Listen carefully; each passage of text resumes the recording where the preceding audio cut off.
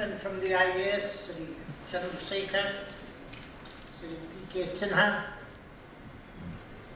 Dr. Raman Agrawal, Dr. Khaitan, Sri Shukla, ladies and gentlemen.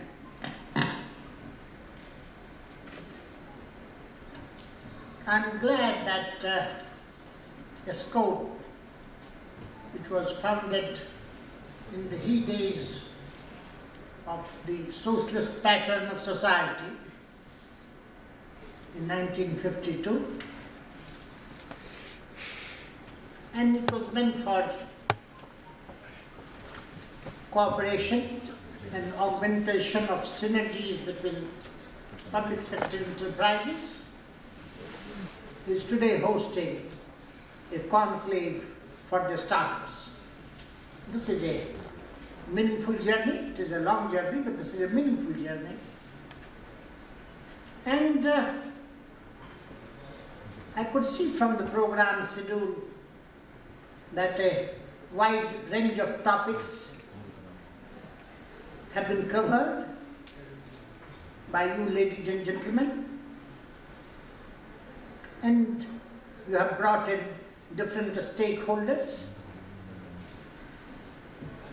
This gives me hope, because we are an extremely diverse country. We are also a country where entrepreneurship is not only centralized but also diffused, and also there are family structures. I have noted from time to time, I have been chairman of a public sector undertaking, I have been on the boards of very many, and they have done their job despite bureaucratization, despite command from their secretariats, and despite demands from the political processes. Then I was wondering, how does startup flow? Then I drew some comfort. You know, it is easy to deliver a valedictory address. For everything that is important has been said. Every problem that you have been confronting has been discussed. And as just now mentioned, the startup may be a new term, but it has been long in our genes, in our character, in our DNA. For when a sage in Vedic era or subsequently contemplated on a given problem, whether it was salvation or city planning, whether it was architecture or dance forms, at the level of enlightened consciousness, he was doing two things. He was innovating, and he was asking the young boys and girls of the Gurukuls, or invisible boys and girls of which time or subsequently thereafter, that you were starting. Today, we are in a new era, and I thought, to understand that new era, we have to talk about the industrial revolutions. For roughly about 5,000 years or so, we had been in the era of agriculture technology, agriculture revolution. That is still taking place, but the first industrial revolution, which took place 250 years ago, and was of coal and steam, and the United Kingdom became a leader, as you know. And there, I don't know whether they had the Vedic genius among them, but they had crude masters of economic domination and political domination, and they thought that colonial order should be established. But because they were also children of enlightenment, they thought that no, we should have a civilizing mission to help of religion, to help of education. And this moved from one place to the other, whole of Asia, Africa, Latin America, Australia, and even the United States became colonies. Of course, the other European powers joined because they took advantage of this coal and steam energy. And the second industrial revolution was of electricity and oil. We have grown up in that, but we have also seen the third with computer and its accessories. Today the fourth industrial revolution is taking place, which is combination or fusion of technologies in natural, industrial and digital technologies. I am mentioning this is that we have been late entrant to this industrial revolution. We have been largely consumers of that knowledge. Of course, we have done enormously good work in outer space technology, in atomic energy, in pharmaceuticals, and various other areas, and even in digital technology. And therefore we have to think how to go about. I was told that India is the second largest ecosystem in the world. I was also told that one study shows that 90% of Indian startups fall within the first 5 years. Both may be true. Then we just heard that all startups are urban events. They have urban addresses, Bangalore and Delhi, NCR in particular. We have a large, diverse country. So we have to move. So I do see some sages here, boys and girls, pioneers of startups. They may not be coming from these places, they may be hailing from elsewhere. How do we move? And if we don't move, particularly I have knowledge of, not only NCR but beyond Eastern UP, Bihar, North Bengal, Brahmaputra Valley and beyond, Jharkhand, Orissa, where you have a huge population. Of course, much bigger than the whole of the European Union and various other countries. And if they are somehow excluded from the fourth technology revolution, it will be difficult for us to manage. It will be difficult for us to keep cohesion. We have been told repeatedly by our leaders and also by our scholars and also by people like us that we have a demographic dividend, and the advanced countries will have shortage of a skilled force. So India has the natural way of progressing. because it has force, workforce. Are they skilled? Can they handle? So you, startups in my view, have two roles: to innovate, to think, to build institutions, and also to co-opt. And that co-option is a pioneering job. Today the world is broadly healthier, better educated, and well connected. At every increment of improvement in human history, somebody comes forward and says, this can be better.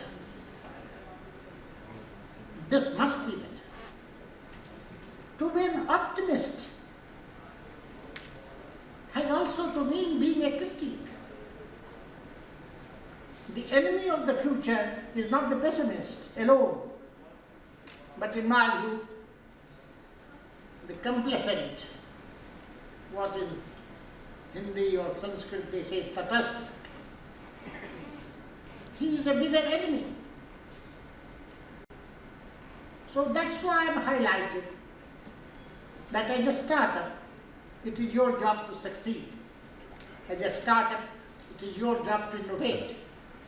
As a startup, it is your job to have a good team, but it is as a startup, as leaders of a startup, it is also your job to educate, to allow more inclusiveness in what you do.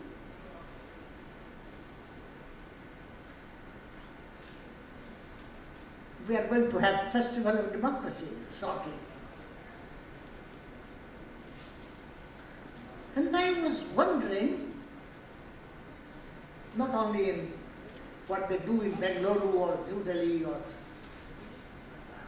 Gurgaon or Greater Noida and Noida or Lucknow, is every MP going to ask himself, where are my startups? Who are my startups? Can we create a startups? If it is not very irksome, some of you could go and ask a member of parliament or a would-be member of parliament, what do you think of a startups? If he's blank, don't get angry with him. It is also your failure, my failure, not to have told him what a startup is all about. But let him do that. Let every MLA have at least in his constituency 5 startups.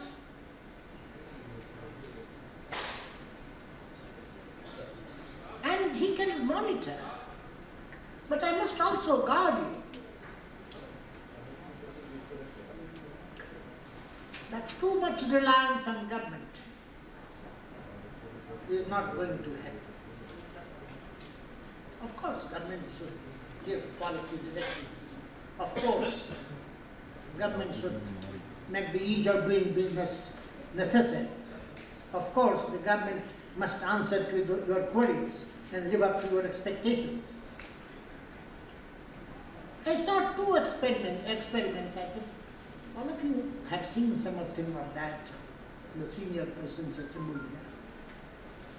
One was called, when the sport was set up, we were having, in 1952, we were having the zenith of the community development programs and blocks. Great ideals were advocated of how we will transform, and something would happen.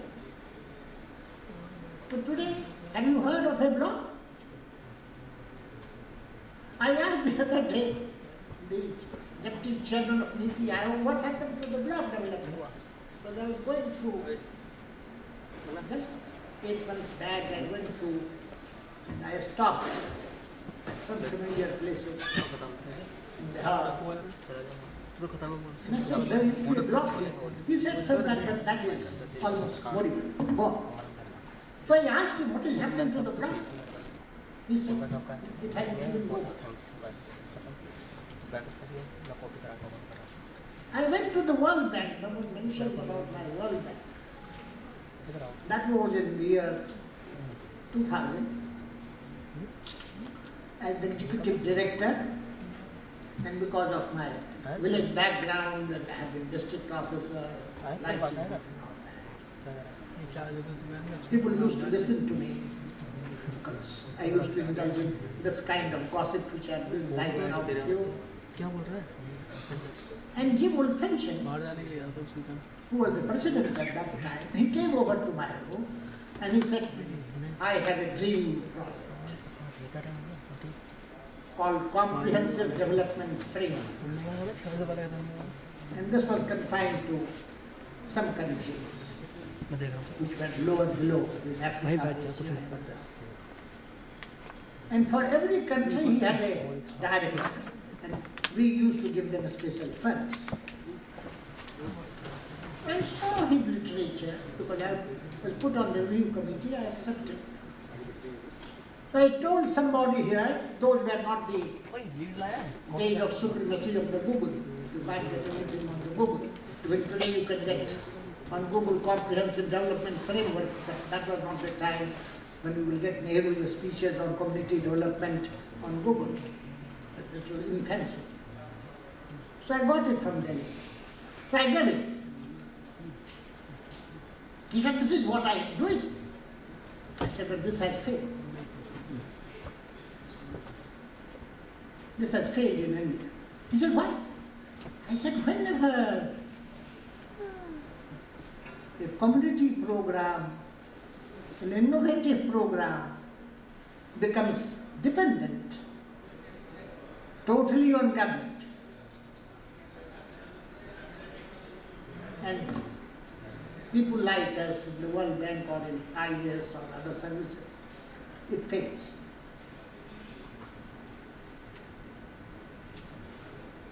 And gradually, he could see the result and gradually withdrew. After 3-4 meetings, there was no more discussion. I said, it will. And then the directors who were there, they started echoing my voice in the meeting. Earlier, they were all saying, yes, sir. Don't say yes, sir, if you are becoming too much dependent on government.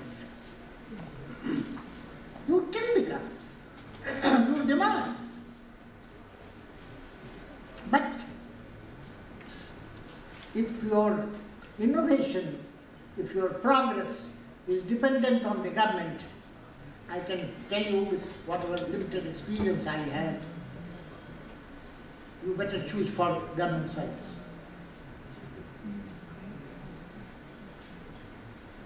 And therefore, I have spoken long enough. I will close within 5 minutes.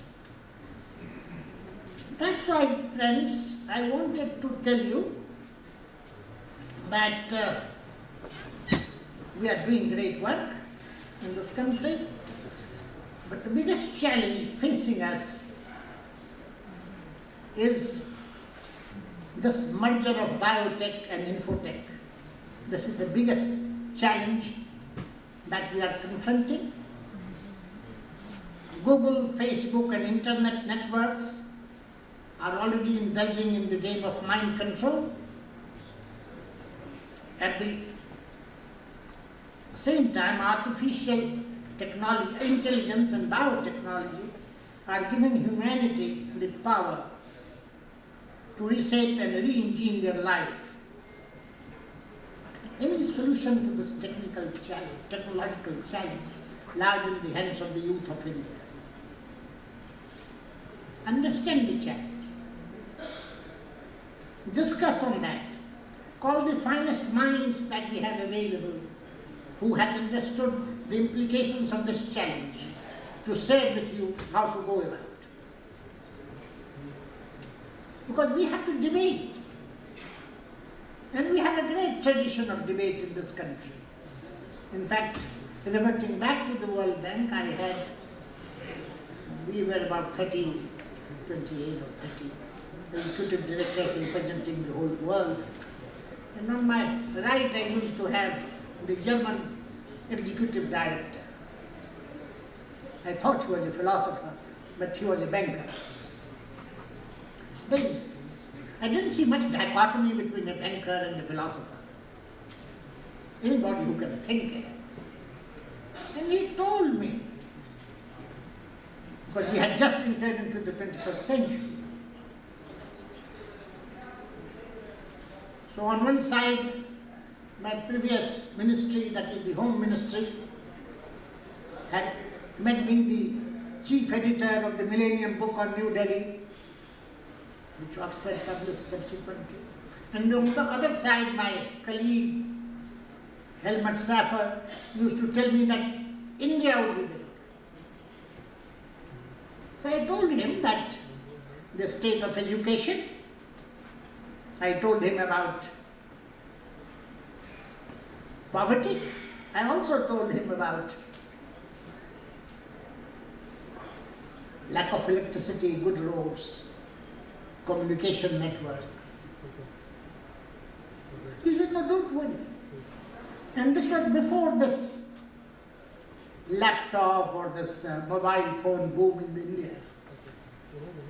He said, don't worry. He said, don't worry, but these are the worries of the government, of the society, of all of us.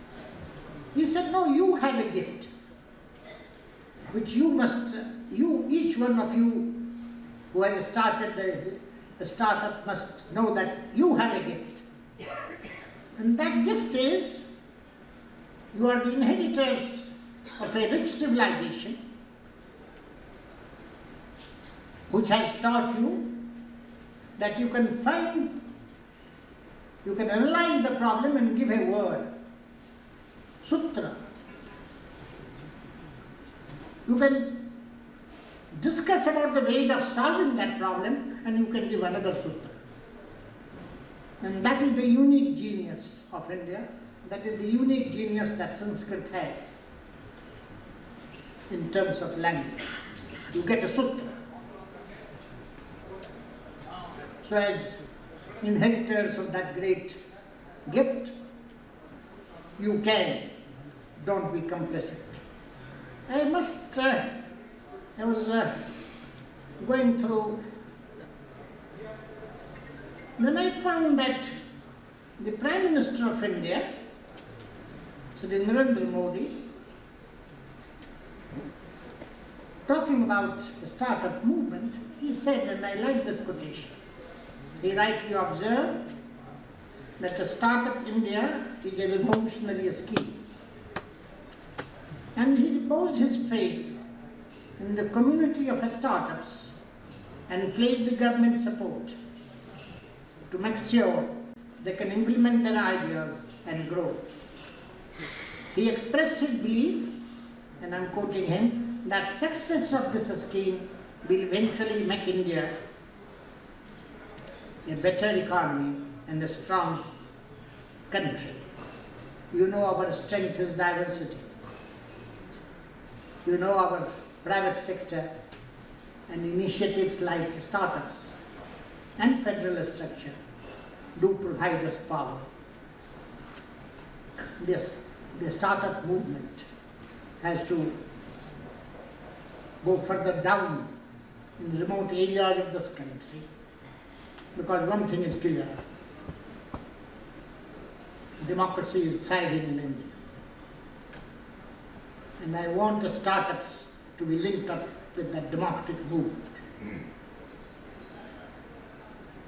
I believe that this two-day conclave has given you new perspectives. I once again compliment you, Mr. Sinha, and your colleagues for organizing this conclave, and you, ladies and gentlemen, for enriching it. I must end. I can perhaps do no better than to tell you what. Have you heard of Ramdhari Singh Dinkar? Yes. Yes. And what he said? He didn't know that I will use it for startups. but in a different context he said, and that is appropriate for you. In fact, it is more appropriate for you. सेनानी करो प्रयाण अभय, भावी इतिहास तुम्हारा है, ये नखत अमा के बुझते हैं, सारा आकाश तुम्हारा है. I thank you.